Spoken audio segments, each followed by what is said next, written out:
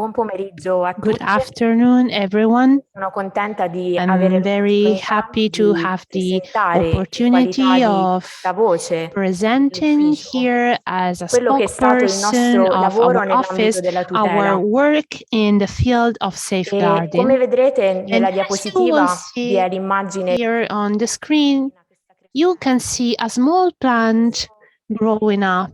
And this is because in 2019, sowers of prophetic hope thought about creating this program of safeguarding that currently has been growing up, same as this plant. And so describing you the plan of this office, we can't but start from what happened in 2019. That is, the summit on the protection of minors that was held in Vatican City, and in which, apart from bishops from all over the world, even representatives of UISG and of USG participated. Most certainly, given the circumstances of the pandemic still ongoing, the activities mainly took place online. And it is incredible to think that despite that, our commission for care and safeguarding committed itself to have a shared agenda and to reach, apart from the planned meetings, also other meetings in subgroups that actually created other programs. And here you can see we organized a series of webinars starting in 2020. And this series actually evolved in 2020 and in 2021, and now in the first months of 2022 a third series was launched. And this opportunity of having webinars let us plan also other collaborative meetings with the Pontifical Commission for the Protection of Minors, which is our partner, and to establish a network of delegates, men and women from USG and UISG, with 250 members. But this network is actually continuously growing, and even the opportunity of having a networking that can count on most precious resources shared by this network is incredible. From this commitment, also other possibilities derived. For example, in 2021, we collaborated with the Institute of Anthropology of the Gregorian University. And the university actually deals with organizing a conference that started in the English-speaking world, but actually expanded worldwide. And this conference aims at joining and uniting not only the representatives of the academic world, but also other people practically dealing with the studies on care and safeguarding of human beings. And this is actually a new possibility even for UISG, because if we connect with other resources made available by the university, we can discover new projects that we didn't know about. For example, the project on the care of people with disabilities.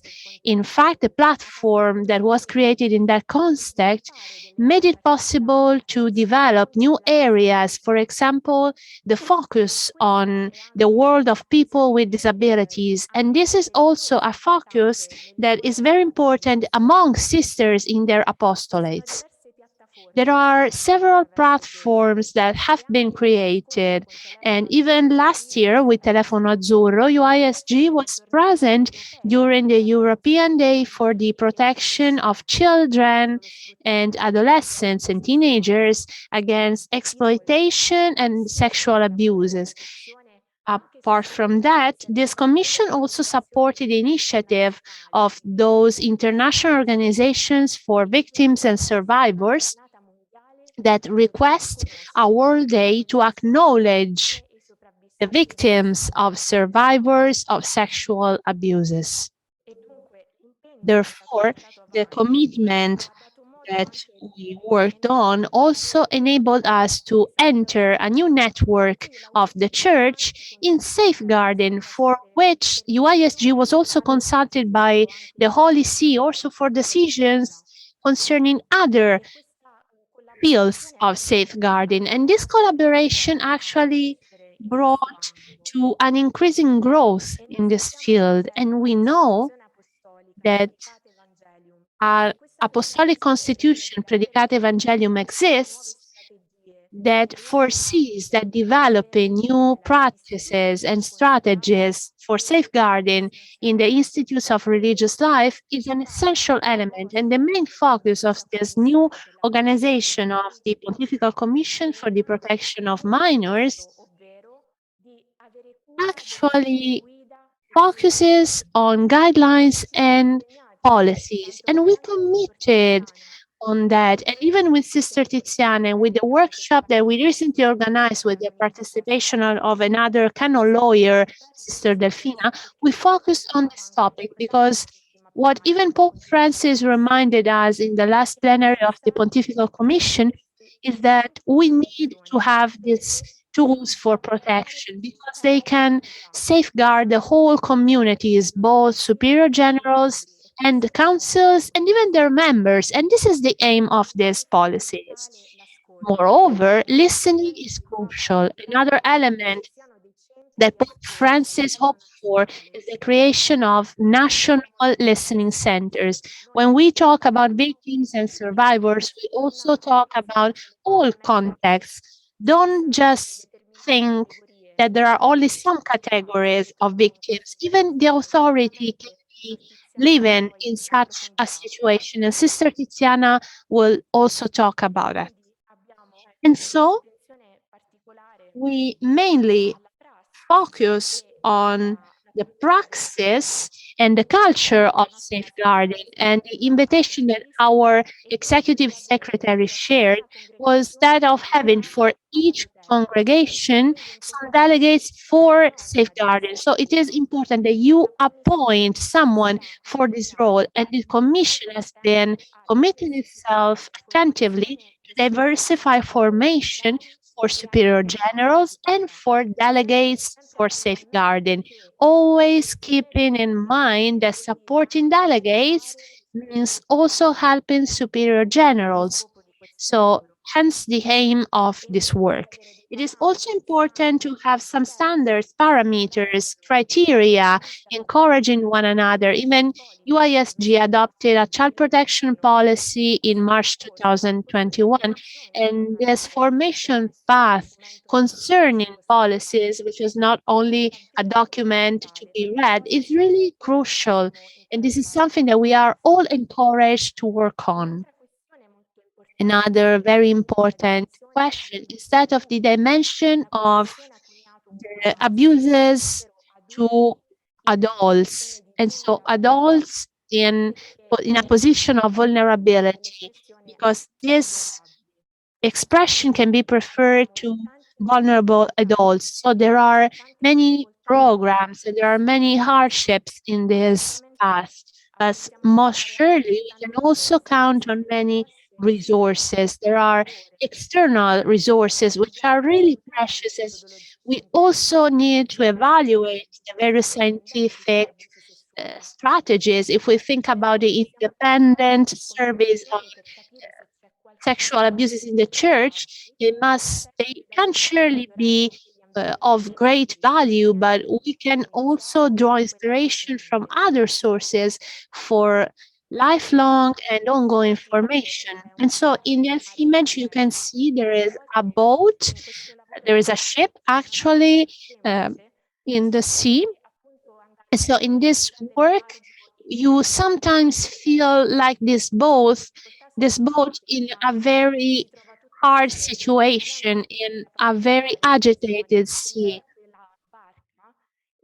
However, this is not a peculiar situation. On this boat, we can find everyone, superior generals, members of the communities, and so on. It's not so easy to come to grips with our hardships when the sea is so agitated, but our faith actually animates to draw courage, and collaboration is the very tool that makes us progress and to discover new realities that we could eventually not know, to collaborate. And collaborating is fundamental. Now I will give the floor to Sister Tiziana, but before that, I would like to show you a video which is a message from the Cardinal Giampietro Comalli, President of the Pontifical Commission for the Protection of Minors, who actually sent this message to celebrate the publishing of the new book edited by USG, and the Pontifical Commission for the Protection of Minors. Here you can see the book, Per una cultura della cura e della protezione, nuove sfide per la vita consacrata, which can now be read in Italian, but we will also be translated in English and Spanish. This is actually a vademecum that will only work if on your behalf there will be a feedback on knowing how can we implement what here is described as the various local realities. So our cardinal sent us this message to celebrate with Sister Yolanda, but even with Father Arturo, President of USG, the publishing of this book. And we believe that his words are fundamental as our mandate. Thank you very much. My greetings as you gather to announce the International Union of Superiors Generals Guide for Safeguarding in Religious Communities, per una cultura della cura e della protezione, nuove sfide per la vita consacrata. On behalf of all of the members of the Pontifical Commission for the Protection of Minors, thank you for providing us the opportunity to participate in the development of this important safeguarding resource. It is good to join Sister Yolanda Kafka, President of the International Union, and Father Arturo Sosa of the Union for Superiors General for this announcement. As a fellow religious, I am very pleased to recommend this guide for the use of the Superiors General and the Moderators General worldwide, to assist with their work of establishing a culture of safety and protection. So many of our communities and congregations respond to the call of the most vulnerable and needy in our society. Religious are drawn to the peripheries. They heal the sick, the hungry, and provide shelter to the homeless. Schools operated by religious communities educated an estimated 62 million children worldwide. These ministries require our commitment to assure parents and all who care for the young and the vulnerable that their children will be safe in the community of the Church. Confidence in the safety of the young and vulnerable is essential for our mission of handing on the faith to generations who will follow. Abuse in other forms also needs to be confronted within our religious communities. Pope Francis has spoken about the dangers associated with the punitive understanding of the vow of obedience and the spiritual abuse that can occur in the name of this sacred vow. When we hear the testimonies of religious sharing their experience of abuse, we should be galvanized into action. We must ask ourselves the difficult questions. Are our communities safe? Are they trustworthy? Are there policies and procedures for properly addressing and resolving disagreements and disputes? No one in our community should ever have to suffer in silence. We must acknowledge and report abuse wherever and in whatever form it occurs. We must ensure that we have sound safeguarding principles, that they are implemented and their progress verified. As leaders of our communities, this is our responsibility. I wish you all strength and encouragement. It's my hope that we can find inspiration and strength in the ancient prayer of the Blessed Mother, the Memorare. Remember, O most gracious Virgin Mary, that never was it known that anyone who fled to your protection, implored your help, or sought your intercession was left unaided. May the example of the Blessed Mother guide your ministry of leadership and service. God bless you.